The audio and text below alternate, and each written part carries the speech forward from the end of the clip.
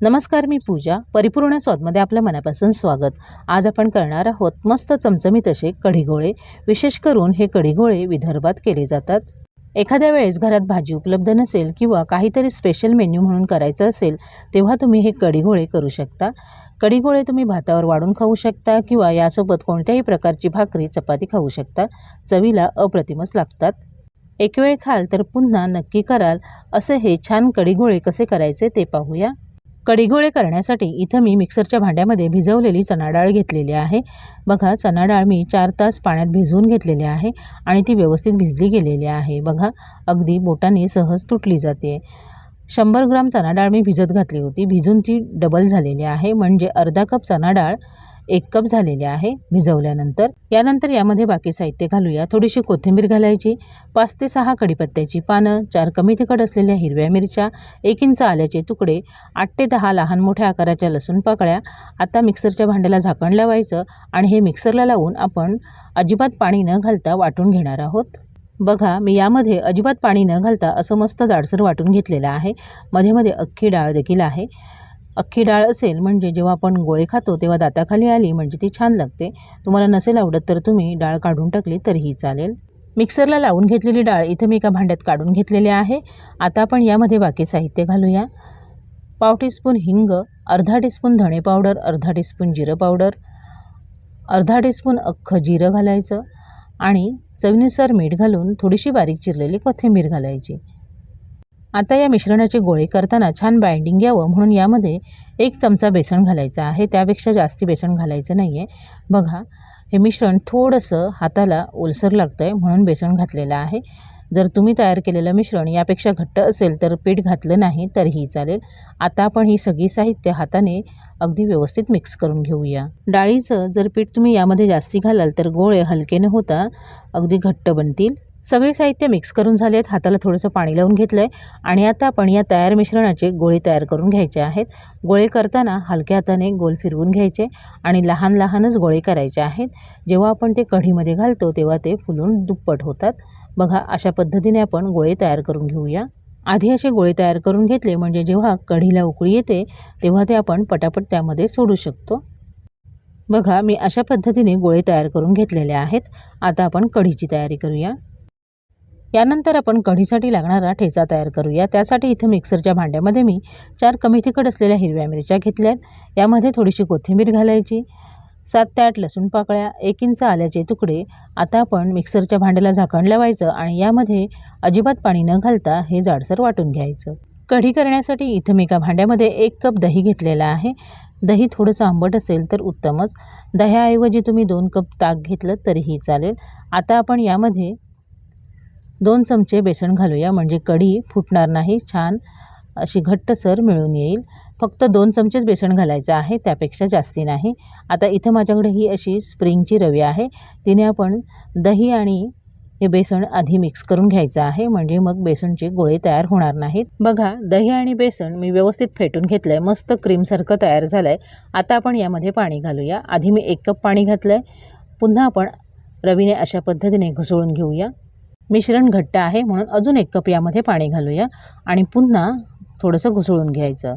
1 cup दही, 2 चमचे बेसन आणि 2 कप पाणी असं हे कढीसाठी लागणारं मिश्रण तयार आहे. आता आपण कढी करूया. कढी फोडणीला घालण्यासाठी इथं मी गॅसवर पातेल्यामध्ये 4 टेबलस्पून तेल हलकं गरम करून घेतलं. 1 टीस्पून राई घालायची. राई छान फुलू द्या. राई फुलून आली मग अर्धा टीस्पून जिरं घालायचं. जिरं पण फुलू द्या.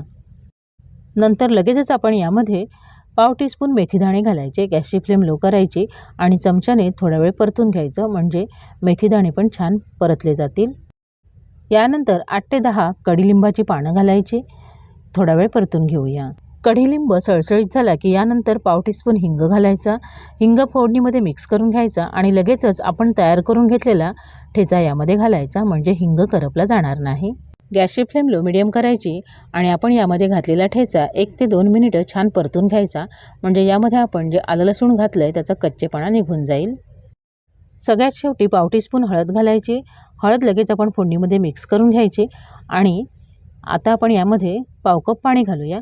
आत्ता पाव कप पाणी घातल्यामुळे काय होईल, फोडणी थोडीशी गार होईल आणि जेव्हा आपण कढीचं मिश्रण यामध्ये घालू तेव्हा कढी फुटली जाणार नाही.